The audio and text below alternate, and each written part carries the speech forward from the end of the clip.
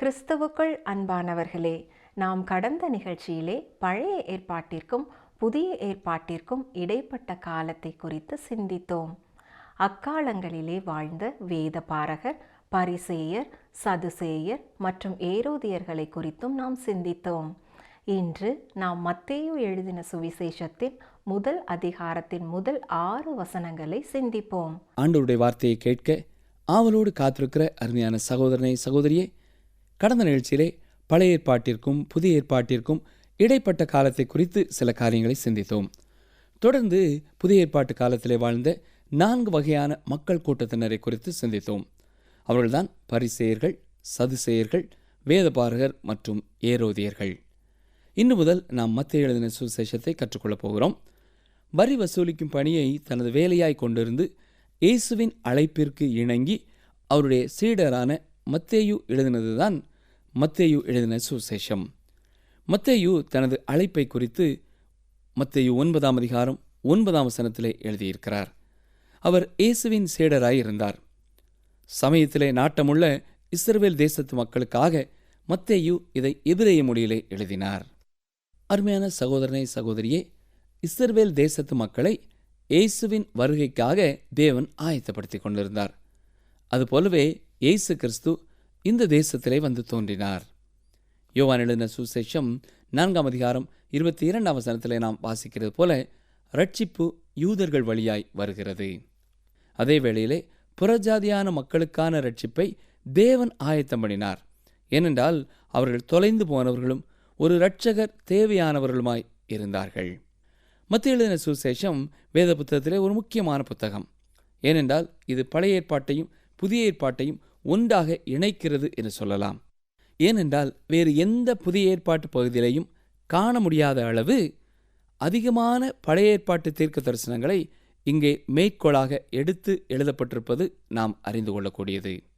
இது யூதர்களுக்காக எழுதப்பட்டபடினாலே பழைய ஏற்பாட்டு வாக்கியங்கள் இங்கே அநேகம் காணப்படுகிறது என்று சொல்லலாம். இருந்தாலும் புதிய ஏற்பாட்டிற்குள்ளேயும் அதிகமாக ஊடுருவி செல்லுகிற ஒரு புத்தகமாய் இது இருக்கிறது. ஏன் இவ்வாறு சொல்லுகிறேன் என்றால், வேறு எந்த சுவிசேஷகரும் எழுதாத சபை என்கிற வார்த்தையை இவர் ஒருவரே எழுதியிருக்கிறார். இதை மத்தேயு எழுதின சுவிசேஷம் 16 அதிகாரம் 18 வசனத்திலே நாம் பார்க்கலாம். வாசிக்கிறேன். மத்தேயு 16:18. மேலும் நான் உனக்கு சொல்லுகிறேன், நீ பேதுருவாய் இருக்கிறாய், இந்த கல்லின் மேல் என் சபையை கட்டுவேன், பாதாளத்தின் வாசல்கள் அதை மேற்கொள்வதில்லை. இஸ்ரவேல் மக்களுக்காக பிரத்யேகமாக சுவிசேஷத்தை எழுதும்படியாக பரிசுத்த ஆவியானவர் தெரிந்து கொண்ட பாத்திரமே மத்தேயு ஆவார். மத்தேயு தேவனுடைய திட்டத்தை எழுதியிருக்கிறார். பரலோக ராஜ்யம் என்ற வார்த்தையை இந்த புத்தகத்திலே அடிக்கடி நாம் பார்க்கலாம். 32 முறை அது இந்த புத்தகத்திலே சொல்லப்பட்டிருக்கிறது. ராஜ்யம் என்ற வார்த்தை மட்டும் 50 முறை வருகிறது. வேத புத்தகத்திலும் மத்தேயு எழுதின சுவிசேஷத்திலும் பரலோக ராஜ்யம் என்று சொல்லப்பட்டிருக்கிற காரியத்தை சரியாக புரிந்து கொள்ள வேண்டியது மிக மிக முக்கியமானது. நிகழ்ச்சியை கேட்டுக்கொண்டிருக்கிற எனக்கு அருமையான சகோதரனை சகோதரியே, ராஜ்யம் என்பதும் சபை என்பதும் ஒன்று அல்ல. ஒரே காரியத்தை சொல்லும் 2 வார்த்தைகளும் அல்ல. சபையானது ராஜ்யத்திற்குள்ளே வந்தாலும் சபையும் ராஜ்யமும் வெவ்வேறு. ஒரு உதாரணம் சொல்கிறேன், கவனியுங்கள். திருச்சி பட்டணம் தமிழ்நாட்டிலே இருந்தாலும் அது தமிழ்நாடு அல்ல. திருச்சி இந்தியாவிலே இருந்தாலும் திருச்சி இந்தியா அல்ல. அதே போலதான் சபை என்பது ராஜ்யத்திலே இருக்கிறது. பரலோக ராஜ்யம் என்று அழைக்கப்படுவதற்கு காரணம் இந்த உலகத்திலே காணப்படும் பரலோகத்தின் ஆளுகை. இந்த ராஜ்யத்திலே தான் சபை இருக்கிறது. பரலோக ராஜ்யம் என்பது பூமியிலே பரலோகத்தின் ஆளுகை. இந்த சுவிசேஷம் யாருக்காக எழுதப்பட்டதோ அந்த யூதர்கள் இதை புரிந்திருப்பார்கள். அதாவது ஒரு ராஜா பரலோகத்திலிருந்து வந்து பூமியிலே பரலோகத்தின் தன்மையிலான ஒரு ஆளுகையை ஏற்படுத்துவார் என்ற பழைய ஏற்பாட்டின் தீர்க்க தரிசனத்தின் மொத்தம் தான் பரலோக ராஜ்யம் என்பதை அவர்கள் அறிந்திருப்பார்கள். ஏனென்றால் இந்த வார்த்தையானது அவர்களுக்கு புதிதானதல்ல. தானியேல் 2 அதிகாரம் 44 வசனத்திலேயும், தானியேல் 7 அதிகாரம் 14 வசனத்திலேயும், தானியேல் 7 அதிகாரம் 27 வசனத்திலேயும் இது சொல்லப்பட்டிருக்கிறது. பரலோக ராஜ்யமே இந்த சுவிசேஷத்தின் முக்கிய கருத்து. இந்த ராஜ்யத்தை இந்த உலகத்திலே ஸ்தாபிக்கப் போவது இயேசு கிறிஸ்துதான். இந்த சுவிசேஷத்தை பொறுத்தமட்டிலேயும் பரலோக ராஜ்யம் முக்கியமானது. இந்த ராஜ்யத்தை குறித்து 3 முக்கியமான செய்திகளை மத்தேயு எழுதின சுவிசேஷத்திலே வாசிக்கலாம். முதலாவதாக மலை பிரசங்கம். இது ராஜ்யத்திற்கான சட்டத்திட்டங்கள். அந்த குறிப்பிட்ட காலத்திலே நடைமுறையிலே எது முக்கியத்துவப்படுத்தப்படுமோ அதைத்தான் அங்கே நாம் வாசிக்கிறோம். எளிதிலே புரிந்து கொள்ள முடியாத சில ஊமைகளை குறித்து பார்க்கிறோம். இந்த ஊமைகள் மத்தேயு 13ஆம் அதிகாரத்திலே சொல்லப்பட்டிருக்கிறது. இவை எல்லாமே ராஜ்யத்தை குறித்ததுதான். பரலோக ராஜ்யம் என்பது ஒரு விதைக்கிறவனைப் போலவும் கடுகு விதையைப் போலவும் இருக்கிறது என்று உதாரணங்களை சொல்கிறார். மூன்றாவதாக ஒலிவ மலையின் செய்தியும் இந்த பரலோக ராஜ்யத்தை குறித்தே பேசுகிறது. இந்த பகுதி பரலோக ராஜ்யம் பூமியிலே ஸ்தாபிக்கப்படுவதை குறித்து சொல்கிறது. இந்த பரலோக ராஜ்யத்தை குறித்து மேலும் மேலும் அதிகமாக மத்தேயு எழுதின சுவிசேஷத்திலே நாம் கற்றுக்கொள்ளலாம்.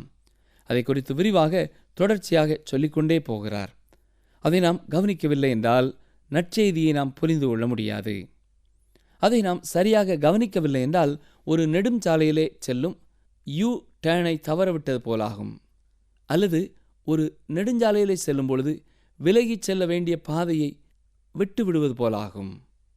எனவே ராஜ்யத்திற்கு அடுத்த காரியங்களை குறித்து இந்த சுவிசேஷத்திலே சொல்லப்பட்டிருக்கிறதை நாம் கவனமாக ஆரம்பம் முதலே கவனிக்க வேண்டும். இந்த சுவிசேஷம் ஆதியாகம புத்தகத்தைப் போலவே இருக்கிறது என்று சொல்லலாம். வேத புத்தகத்திற்கான 2 முக்கியமான திறவுகோல் புத்தகங்கள் ஆதியாகமமும் மத்தேயு எழுதின சுவிசேஷமும். இந்த 2 புத்தகங்களையும் நன்றாக நாம் கற்றிருந்தால் அதை அடிப்படையாக கொண்டு முழு வேதத்தையும் புரிந்து கொள்ள எளிதானதாக இருக்கும். அருமையான சகோதரனை சகோதரியே, இந்த புத்தகம் எப்படி ஒரு கோர்வையாக சொல்லப்பட்டிருக்கிறது என்பதை நான் பகிர்ந்து கொள்ள விரும்புகிறேன். மத்தேயு எழுதின சுவிசேஷத்தை 6 பெரிய பகுதிகளாக பிரிக்கலாம். முதலாவது பரலோக ராஜ்யத்திலே ராஜா யார் என்பது சொல்லப்பட்டிருக்கிறது. இரண்டாவதாக ராஜாவின் ஆயத்தங்களை குறித்து பார்க்கிறோம். மூன்றாவதாக ராஜாவின் செய்திகளை வாசிக்கிறோம். நான்காவதாக ராஜாவின் நிகழ்ச்சி திட்டங்களை குறித்து பார்க்கிறோம். ஐந்தாவதாக ராஜாவின் கரிசனையை வாசிக்கிறோம். ஆறாவதாக மத்தேயு 28ஆம் அதிகாரத்திலே ராஜாவின் வல்லமையை குறித்து பார்க்கிறோம். இப்பொழுது நாம் மத்தேயு எழுதின சுவிசேஷம் 1ஆம் அதிகாரத்திற்குள்ளே கடந்து செல்வோம். இங்கே இயேசு கிறிஸ்துவின் வம்ச வரலாறை குறித்தும் அவருடைய கன்னி பிறப்பை குறித்தும் பார்க்கிறோம். வேத புத்தகத்திலேயே இந்த மத்தேயு எழுதின சுவிசேஷம் 1ஆம் அதிகாரத்திலே சொல்லப்பட்டிருக்கிற யார் யாரை பெற்றார்கள் என்ற வரிசை மிக முக்கியமானது. வேத புத்தகம் முழுவதிலேயும் காணப்படுகிற செய்தி எத்தனை உண்மையானது என்பதை இது விவரிக்கிறது. இதிலே 3 பகுதிகளை நீங்கள் பார்க்கலாம். முதலாவதாக ஆபிரகாம் முதல் தாவீது வரை, இதை 1 முதல் 6 வசனங்களிலே பார்க்கிறோம். இரண்டாவதாக சாலமோன் முதல் பாபிலோனிய சிறையிருப்பு வரை. மூன்றாவதாக பாபிலோனிய சிறையிருப்பிலிருந்து தச்சு தொழில் செய்து வந்த யோசேப்பு வரை. இதை 12 முதல் 17 வசனங்கள் வரை நாம் பார்க்கலாம். ஆதியாகம புத்தகத்தை நாம் படித்த பொழுது அது குடும்பங்களை குறித்த ஒரு புத்தகம் என்று கவனித்தோம். அங்கேயும் நாம் பார்க்கிற குடும்ப வம்சவழி முக்கியமானது. இங்கேயும் புதிய ஏற்பாட்டின் ஆரம்பத்திலே நாம் அதை வாசிக்கிறோம். எடுத்தவுடனேயே இப்படிப்பட்ட காரியங்கள் சொல்லப்பட்டிருப்பது ஆர்வத்தை குறைக்கக்கூடியதாக தெரியலாம். யாருக்காவது நீங்கள் ஒரு புதிய ஏற்பாட்டை கொடுப்பீர்கள் என்றால் அதை வாசிக்க அவர்கள் துவங்கும் பொழுது மிக விருப்பத்தோடு ஒருவேளை அவர்கள் வாசிக்காமல் இருக்கலாம். கர்த்தரை அறியாத மக்களுக்கு ஒருவேளை ஒரு புதிய ஏற்பாட்டை கொடுப்பீர்கள் என்றால் அதை வாசிக்க தொடங்கிய உடனேயே சில வசனங்கள் வாசித்த உடனேயே இது நமக்குரிய புத்தகம் அல்ல என்று அவர்கள் நினைக்கலாம். எனவே மற்றவர்களுக்கு வாசிக்க கொடுக்கும் பொழுது அதை தெரிந்தெடுப்பதை குறித்து நாம் கவனமாயிருக்க வேண்டும். புதிதாக வாசிப்பவர்களுக்கு நீங்கள் யோவான் எழுதின சுவிசேஷத்தையோ மார்க் எழுதின சுவிசேஷத்தையோ கொடுக்கலாம். நான் இவ்வாறு சொல்வதனாலே இந்த பெயர் பட்டியல் முக்கியமானது அல்ல என்றும் நீங்கள் நினைத்துவிடக்கூடாது. இந்த வம்ச வரலாறு எத்தனை முக்கியம் என்பதையே புதிய ஏற்பாடு சார்ந்திருக்கிறது. ஏனென்றால் இயேசு கிறிஸ்து ஆபிரகாமின் வழியிலே தாவீதின் வழியிலே வந்தவர் என்பதை உறுதிப்படுத்த விரும்புகிறது. 2 பேரும் மிக முக்கியமானவர்கள். ஆபிரகாமின் வரிசையிலே அவர் வந்தார் என்று சொல்லும் பொழுது அவர் யூதனாய் வந்தார் என்பது தெளிவுபடுத்தப்படுகிறது. தாவீதின் வம்சத்திலே அவர் வந்தார் என்று சொல்லும் பொழுது ராஜ பரம்பரையிலே அவர் வந்தார் என்பதை வெளிப்படுத்துகிறது. இந்த வம்ச வரலாறுகள் இஸ்ரவேல் தேசத்து மக்களுக்கு மிக முக்கியமானது. ஏனென்றால் அதை அறிந்திருக்கும் பொழுதுதான் உண்மையாகவே அவர்கள் இந்த குறிப்பிட்ட வம்சத்தை சேர்ந்தவர்கள்தான் என்பதை குறித்து அவர்களுக்கு தெளிவு உண்டாகிறது. உதாரணமாக சிறையிலிருந்து இஸ்ரவேல் மக்கள் திரும்பி வந்த பொழுது என்ன நடந்தது என்று நாம் வாசிக்கிறோம். எஸ்ரா 2ஆம் அதிகாரம் 62ஆம் வசனத்தை பாருங்கள். இவர்கள் தங்கள் வம்ச அட்டவணையை தேடி அதை காணாமற் போய் ஆசாரிய ஊழியத்திற்கு விலக்கமானவர்கள் என்று எண்ணப்பட்டார்கள். எஸ்ராவின் நாட்களிலே லேவி கோத்திரத்தாரின் பெயர் பட்டியலை பார்த்து இவர்கள் எல்லாரும் லேவியர்கள் அல்ல என்பதை தெளிவுபடுத்தினார்கள். அரசாங்கத்திலே அந்த குடும்ப வம்ச வரலாறுகள் பேணி பாதுகாக்கப்பட்டது. இது பொதுமக்களுக்கும் காணக்கூடியதாகவே இருந்தது. இஸ்ரவேல் மக்களை தேவன் அரசாண்டபடினாலே இது தேவாலயத்திலே பேணி பாதுகாக்கப்பட்டது என்று நான் நினைக்கிறேன். கிறிஸ்துவுக்கு பின் 70ஆவது ஆண்டிலே தேவாலயம் அழிக்கப்படும் வரை இவை தேவாலயத்திலேயே பாதுகாக்கப்பட்டு வந்தது. இயேசு கிறிஸ்துவை பகைத்தவர்கள் கூட இந்த அட்டவணையை பார்த்திருக்கலாம். இயேசு கிறிஸ்துவின் ஒவ்வொரு அசைவையும் அவர்கள் சவால் விட்டார்கள். இயேசு கிறிஸ்துவின் உயிர்த்தெழுதலை கேள்வி கேட்டார்கள். ஆனால் அவருடைய வம்சத்தை குறித்து அவர்கள் கேள்வி கேட்கவில்லை. இதற்கு காரணம் அவர் எந்த வம்சத்திலே வந்தார் என்பதை அவர்களும் பார்த்து அறிந்திருந்திருப்பார்கள். அருமையானவர்களே, இது மிக முக்கியமானது. ஏனென்றால் இது இயேசு கிறிஸ்துவை ஒரு தனி இடத்திலே வைக்கிறது. யோவான் 10ஆம் அதிகாரம் முதல் 2 வசனங்களிலே அவர் சொன்ன காரியங்கள் ஞாபகம் இருக்கிறதா? ஆட்டு தொழுவத்திற்குள்ளே வாசல் வழியாய் பிரவேசியாமல் வேறு வழியாய் ஏறுகிறவன் கள்ளனும் கொள்ளைக்காரனுமாயிருக்கிறான். வாசல் வழியாய் பிரவேசிக்கிறவனோ ஆடுகளின் மேய்ப்பனாயிருக்கிறான். தொழுவம் என்பது இஸ்ரவேல் தேசம். பின்பகுதியில் உள்ள ஒரு வேலியை தாண்டி அவர் உள்ளே வரவில்லை. ஒரு சுரங்கப்பாதை தோண்டியும் அவர் உள்ளே வரவில்லை. வாசல் வழியாகவே வந்தார். ஆபிரகாமின் சந்ததியிலும் தாவீதின் வம்சத்திலேயும் அவர் பிறந்தார். அருமையானவர்களே, பல சமயங்களிலே வேத புத்தகத்திலே காணப்படுகிற வம்ச வரலாறுகளை நாம் வாசிக்கிறதில்லை. ஆனால் அது காலம் காலமாக தொடர்ந்து செல்லும்படியாக தேவன் திட்டமிட்டிருக்கிறார். காரணம் என்னவென்றால் அது மிக முக்கியமானது. இந்த மத்தேயு எழுதின சுவிசேஷத்திலேயும் அப்படிப்பட்ட ஒரு பெயர் பட்டியலை நாம் பார்க்கிறோம். அதுவும் மிக முக்கியமானது. இது ஆண்டவராய் இயேசு கிறிஸ்துவை குறித்த யோசேப்பின் பகுதிக்கான வம்சங்களின் அட்டவணை. இப்பொழுது மத்தேயு 1ஆம் அதிகாரம் 1ஆம் வசனத்தை பாருங்கள். ஆபிரகாமின் குமாரனாகிய தாவீதின் குமாரனான இயேசு கிறிஸ்துவனுடைய வம்ச வரலாறு. வம்ச வரலாறு என்கிற வார்த்தை மத்தேயு எழுதின சுவிசேஷத்திற்குரிய சிறப்பு வார்த்தை. புதிய ஏற்பாட்டின் வேறு எந்த புத்தகங்களும் அவ்வாறு ஆரம்பிக்கவில்லை. எனவே வேத புத்தகம் முழுவதிலேயும் ஆதாமின் வம்ச வரலாற்றையும் இயேசு கிறிஸ்துவின் வம்ச வரலாற்றையும் நாம் பார்க்கிறோம். அருமையானவர்களே, நீங்கள் ஆதாமின் குடும்பத்திற்குள்ளே செல்ல வேண்டுமென்றால் நீங்கள் அந்த குடும்பத்திலே பிறக்க வேண்டும். ஆம், இவ்வாறு தான் நாம் எல்லாருமே ஆதாமின் குடும்பத்திலே வம்ச வழியிலே வந்திருக்கிறோம். ஆனால் ஆதாமின் வம்ச வழியிலே வந்த நாம் யாவருமே மரிக்கிறவர்களாயிருக்கிறோம். ஆதாமின் புத்தகம் மரண புத்தகம் என்று சொல்லலாம். ரோமர் 5ஆம் அதிகாரம் 12ஆம் வசனத்திலே என்ன வாசிக்கிறோம்? இப்படியாக ஒரே மனுஷனாலே பாவமும் பாவத்தினாலே மரணமும் உலகத்திலே பிரவேசித்தது போலவும் என்று வாசிக்கிறோம். சரி, மற்றொரு புத்தகம் இருக்கிறது. அதுதான் இயேசு கிறிஸ்துவின் வம்ச வரலாறு. இயேசு கிறிஸ்துவின் வம்ச வரலாற்றுக்குள்ளே எப்படி வர முடியும்?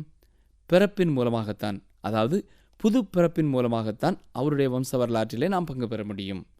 யோவான் 3ஆம் அதிகாரம் 3ஆம் வசனத்திலே சொல்லும் பொழுது, ஒருவன் மறுபடியும் பிறவாவிட்டால் தேவனுடைய ராஜ்யத்தை காண மாட்டான் என்று மெய்யாகவே மெய்யாகவே உனக்கு சொல்லுகிறேன் என்று இயேசு சொன்னார். மறுபிறப்படையும் பொழுது நம்முடைய பெயர் ஜீவ புஸ்தகத்திலே எழுதப்படுகிறது. இயேசு கிறிஸ்துவை விசுவாசிப்பதின் மூலமாக அந்த பட்டியலிலே நம்முடைய பெயரும் இடம்பெறுகிறது. ஆதாமின் வம்ச வரலாற்று அட்டவணையிலே நாம் எல்லாரும் இருக்கிறோம்.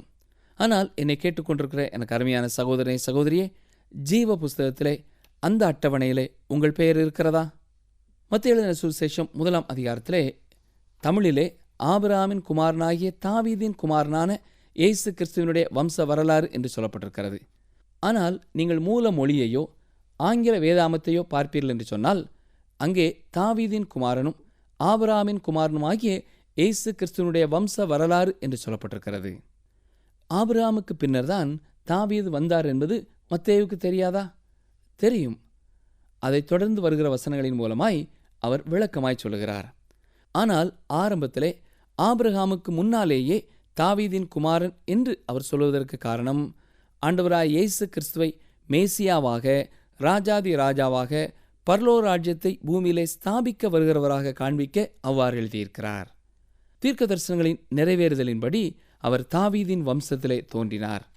எனவே இயேசு கிறிஸ்து தாவீதின் குமாரன் என்று முதலாவது அழைக்கப்படுகிறார். அது மட்டுமல்ல, அவர் ஆபிரகாமின் குமாரனுமாயும் இருக்கிறார். ஏன் தெரியுமா? அவர் ஆபிரகாமுக்கு இதை குறித்து சொல்லியிருக்கிறார். ஆதியாகமம் 22 அதிகாரம் 18 வசனத்திலே, உன் சந்ததிக்குள் பூமியில் உள்ள சகல ஜாதிகளும் ஆசீர்வதிக்கப்படும் என்று என் பேரில் ஆணையிட்டேன் என்று கர்த்தர் சொல்லியிருக்கிறார்.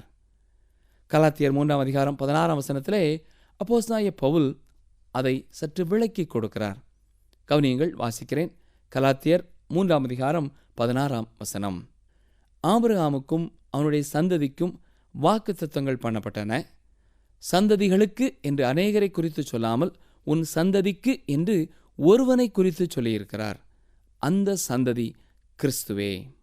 எனவே பிரியமானவர்களே, ஆபிரகாமின் சந்ததியாக சொல்லப்பட்டிருக்கிற வாக்குத்தத்தம் இயேசு கிறிஸ்துவே. சரி, இப்பொழுது மத்தேயு எழுதின சுவிசேஷம் 1 அதிகாரம் 2 வசனம் முதல் 6 வசனம் வரை வாசிக்கிறேன். ஆபிரகாம் ஈசாக்கை பெற்றான். ஈசாக்கு யாக்கோபை பெற்றான். யாக்கோபு யூதாவையும் அவன் சகோதரரையும் பெற்றான். யூதா பாரேசையும் சாராவையும் தாமாரினிடத்தில் பெற்றான். பாரேஸ் எஸ்ரோமை பெற்றான். எஸ்ரோம் ஆராமை பெற்றான். ஆராம் அம்மினதாபை பெற்றான். அம்மினதாப் நகசோனை பெற்றான். நகசோன் சல்மோனை பெற்றான். சல்மோன் போவாசை ராகாபினிடத்தில் பெற்றான். போவாஸ் ஓபேதை ரூத்தினிடத்தில் பெற்றான். ஓபேத் ஈசாயை பெற்றான். ஈசாய் தாவீது ராஜாவை பெற்றான். தாவீது ராஜா உரியாவின் மனைவியாயிருந்தவளிடத்தில் சாலமோனை பெற்றான். இவ்வாறு தொடரும் இந்த வம்ச வரலாற்று அட்டவணை மிக ஆர்வம் தரக்கூடிய ஒன்றாயிருக்கிறது. இந்த அட்டவணையை வாசிக்கும் பொழுது 4 பெயர்கள் மட்டும் நியான் விளக்கு அறிவிப்பை போல தெளிவாக வெளியே வருகிறது. இந்த பெயர்கள் இயேசுவின் வம்ச வரலாற்றிலே சேர்க்கப்பட்டிருப்பது நம்மை உலுக்குகிறது. முதலாவதாக அந்த 4 பெயர்களும் பெண்களின் பெயர்கள். இரண்டாவதாக அவர்கள் புறஜாதியானவர்கள், அதாவது யூதர் அல்லாதவர்கள். பிரியமானவர்களே, பொதுவாக பெண்களின் பெயர்கள் எபிரேய வம்ச வரலாற்று பட்டியல்களிலே இடம்பெறாது. இன்றைக்கும் திருமணத்திற்கு பிறகு பெண்களின் பெயர்கள் மறைந்து அந்த கணவனுடைய பெயர் அல்லது தகப்பனாருடைய பெயர் இவ்விதமாகத்தான் தொடர்கிறது.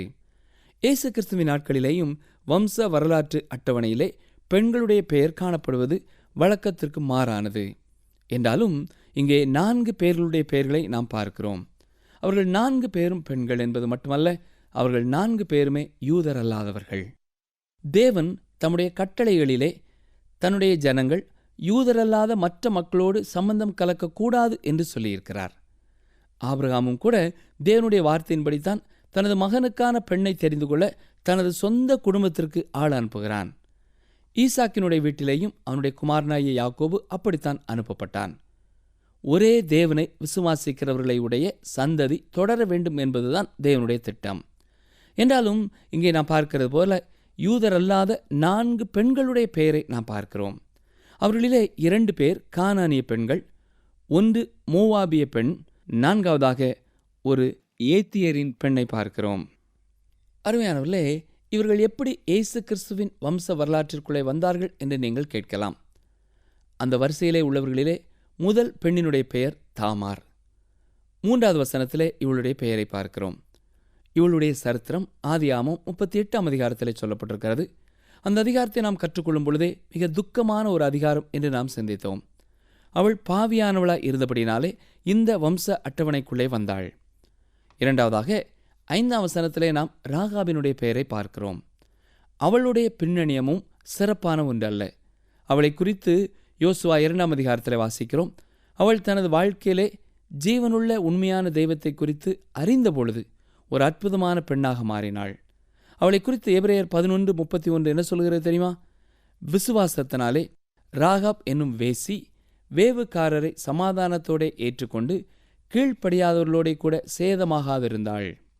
இவள் இயேசு கிறிஸ்துவின் வம்ச வரலாற்றிற்குள்ளே வந்ததற்கான ஒரே காரணம் அவள் விசுவாசித்தாள். கவனித்தீர்களா? முதலாவது பெண்மணி பாவியாக வந்தாள் என்று பார்த்தோம். 2வது பெண்மணி விசுவாசத்திற்குள்ளே கடந்து வந்தாள்.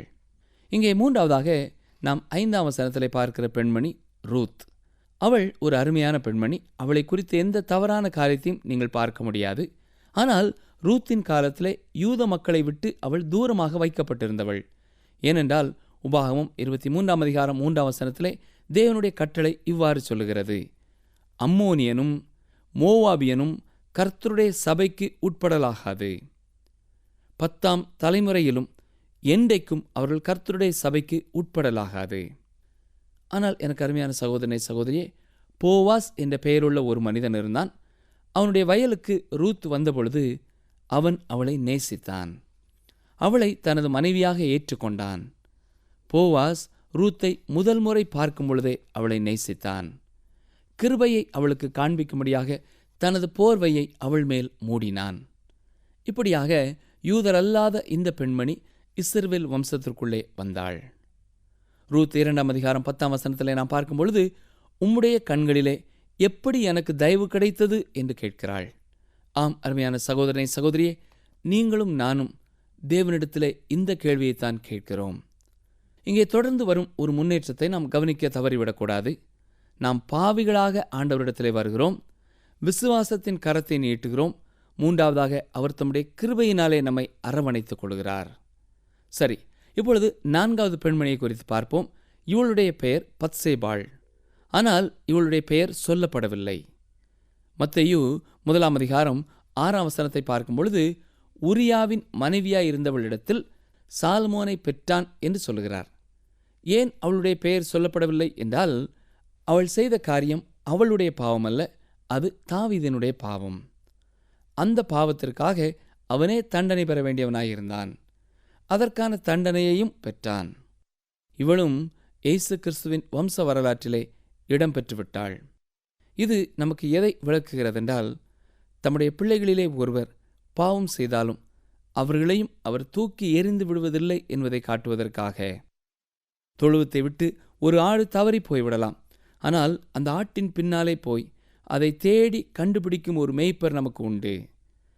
தாவீதையும் தேவன் திரும்ப கொண்டு வந்தார். எனவே பிரியமான சகோதரனை சகோதரியே, இதுதான் இந்த வம்ச வரலாற்றிலே நாம் காணக்கூடிய இரட்சிப்பை குறித்த தெளிவான ஒரு சரித்திரம். இந்த வம்ச வரலாற்றிலே மேலும் சில ஆர்வம் தரக்கூடிய காரியங்கள் இருக்கின்றன.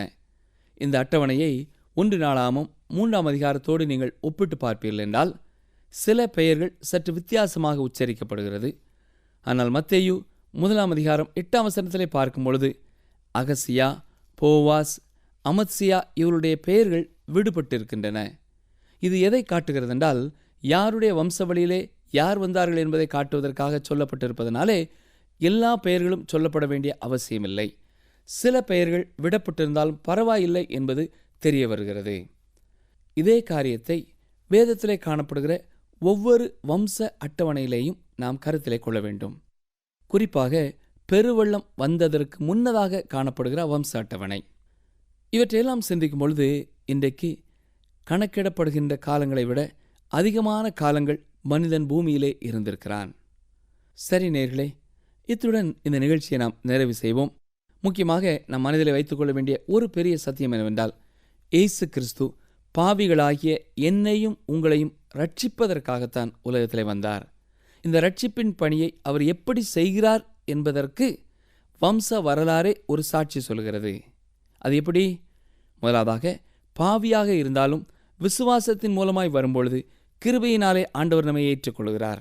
அது மட்டுமல்ல, அவருடைய பிள்ளைகளாக வாழும் காலத்திலேயும் நாம் தவறி போனாலும் அவர் நம்மை தூக்கி எறிந்து விடுகிறதில்லை. நாம் பாவத்தை அறிக்கை செய்யும் பொழுது நம்மை மன்னித்து தம்முடைய சொந்த பிள்ளைகளாக நித்தியமாய் நமது பெயரை ஜீவ புஸ்தகத்திலே எழுதி வைக்க அவர் ஆயத்தமுள்ளவராயிருக்கிறார். ஜெபிப்போமா? எங்களை நேசிக்கிற எங்கள் நல்ல ஆண்டவரே, இந்த வம்ச வரலாற்றின் மூலமாகவும் நாங்கள் கற்றுக்கொண்ட மிகப்பெரிய சத்தியத்திற்காக உமக்கு ஸ்தோத்திரம் செலுத்துகிறோம் ஐயா. பாவிகளாகிய நாங்களும் உம்முடைய சமூகத்திலே விசுவாசத்தோடு கடந்து வரவும், உம்முடைய இரக்கத்தையும் கிருபையையும் பெற்றுக்கொண்டவர்களாக உம்மிலே நிலைத்து வாழ நீர் எங்களுக்கு கிருபை செய்யும். நிகழ்ச்சியை கேட்டுக்கொண்டிருக்கிற ஒவ்வொரு சகோதரனையும் ஒவ்வொரு சகோதரியையும், வயதான அம்மாவையும் ஐயாவையும் ஆண்டவரே நீர் ஆசீர்வதிக்க வேண்டும் என்று கெஞ்சுகிறோம். தொடர்ந்து மத்தேயு எழுதின சுவிசேஷத்தை நாங்கள் ஒவ்வொரு நாளும் கற்றுக்கொள்ளும் பொழுது எங்கள் ஒவ்வொருவருடைய வாழ்க்கையிலையும் தெளிவான மாற்றங்களையும் வளர்ச்சியையும் தேவரீர் கட்டளையிட்டருளும். இயேசு கிறிஸ்துவின் நாமத்தினாலே தாழ்மையோடு வேண்டிக் கொள்கிறோம் பிதாவே, ஆமேன். மத்தேயு எழுதின சுவிசேஷத்தை யார் எந்த மொழியிலே எழுதியது? இந்த புத்தகத்தில் காணும் 6 பெரிய பகுதிகள் எவை என்பதை கற்றுக்கொண்டோம். மீண்டும் நாம் அடுத்த நிகழ்ச்சியில் மத்தேயு 1ஆம் அதிகாரம் 7ஆம் வசனம் முதல் 25ஆம் வசனம் வரை கற்றுக்கொள்ள இருக்கிறோம்.